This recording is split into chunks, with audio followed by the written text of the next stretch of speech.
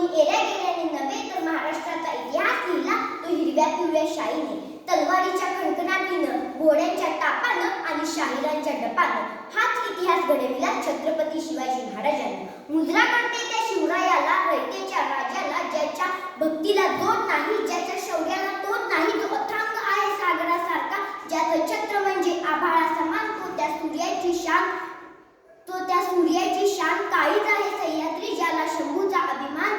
महाराष्ट्रातल्या देवाऱ्यात आजही त्याचं प्रथम स्थान, ते म्हणजे छत्रपती शिवाजी महाराज महान.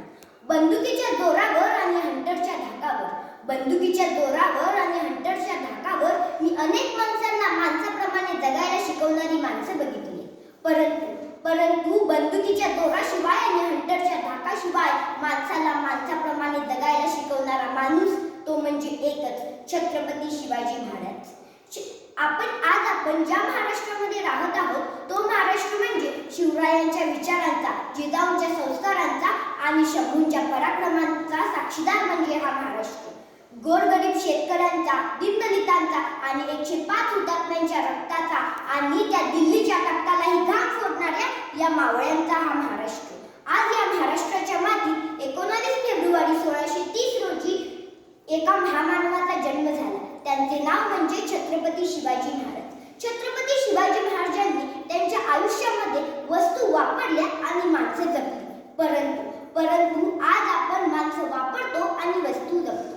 छत्रपती शिवाजी महाराजांच्या आयुष्यातील प्रत्येक प्रसंग आपल्याला प्रेरणा देणारा आहे. त्यांच्या आयुष्यातील एक प्रसंग मी तुम्हाला सांगू इच्छिते. एकदा छत्रपती शिवाजी महाराज कर्नाटकाच्या मोहिमेवरून परत येत असताना तेथे बेलवाडी नावाचं एक गाव होतं. त्या गावामध्ये एक किल्ला होता. मल्लम्मा देसाई नावाची ठाणेदारी तिथे राहत होती.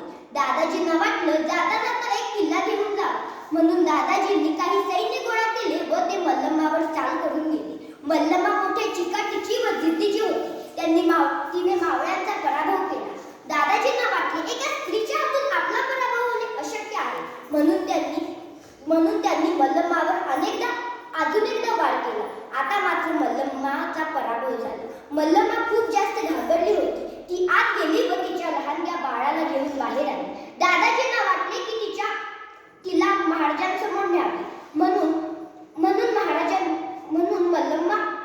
मल्लम्माला महाराजांपुढे नेण्यात आले. मल्लम्मा महाराजांना पाहताच नतमस्तक झाली व म्हणाली, महाराज, मी तुमची गुन्हेगार आहे, मला तुम्ही शिक्षा करा, परंतु माझ्या लहानशा बाळाला तुम्ही काही शिक्षा करू नका महाराज, शिक्षा करू नका. महाराजांनी मल्लम्माकडे पाहून स्मितहास्य केले. महाराजांनी चिटणीसाला इशारा केला. चिटणीस आत गेला व दुधाची वाटी घेऊन बाहेर आला.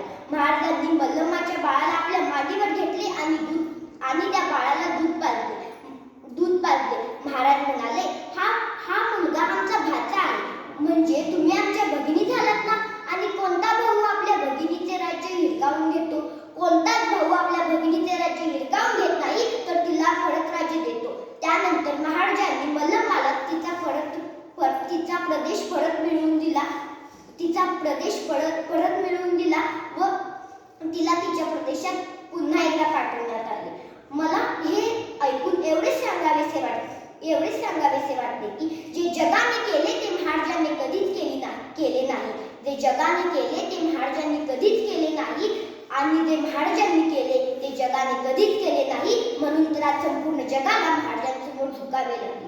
आज जी कोणी स्त्री मला ऐकत आहे तिला मला एवढेच सांगावेसे वाटते की तलवारीपेक्षा तीक्ष्ण तुझ्या या नजरेची धार आहे. अगं, तलवारीपेक्षा तीक्ष्ण तुझ्या या नजरेची धार आहे. महाराष्ट्राची वाघीण तू, भवानीचा वार आहे. अगं, भगव्याची रक्षणी तू, स्वराज्याची लेख आहे. अगं, भगव्याची रक्षणी तू, स्वराज्याची लेख आहे. कमी समजू नको तू स्वतःला, तू जिजाऊची लेख आहे, तू जिजाऊची लेख आहे. धन्यवाद.